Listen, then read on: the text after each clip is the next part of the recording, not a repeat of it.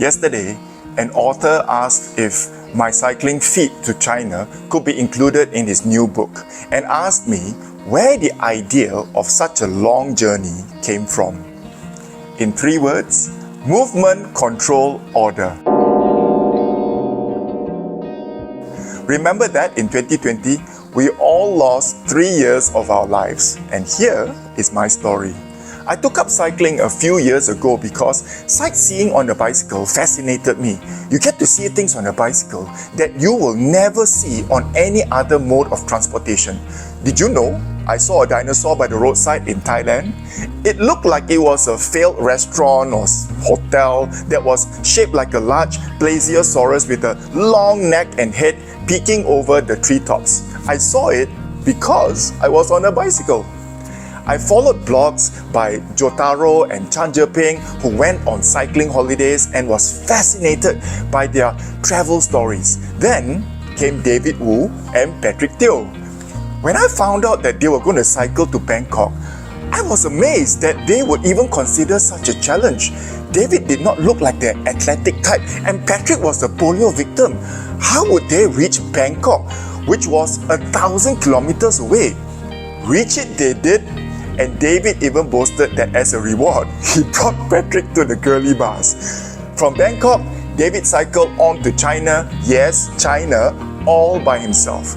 The achievement of these 2 men were an inspiration to me. However, it never crossed my mind to do it myself.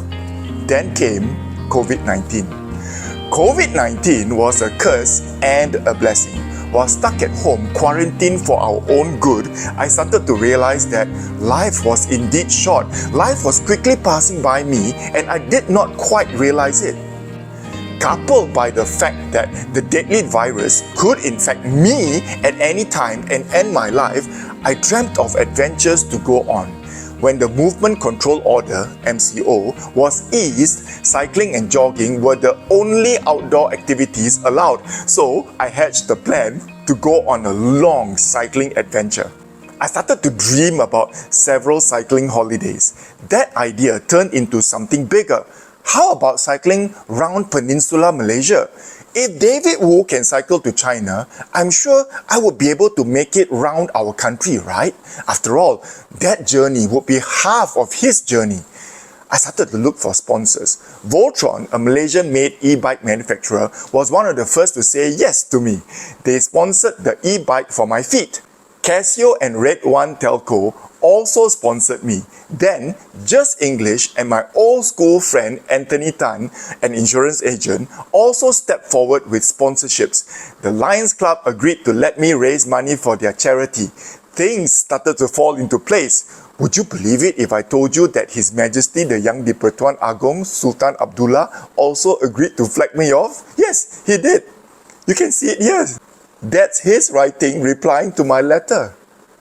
Unfortunately, the MCO dragged on and on, renewing, changing and evolving, all in hopes of keeping the nation safe.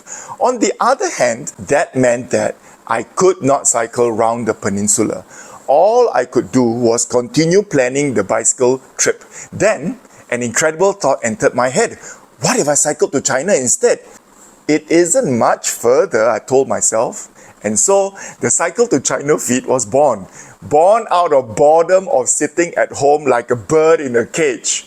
It was born out of the endless MCOs and closed international borders. It was born out of fear of never being able to travel freely again.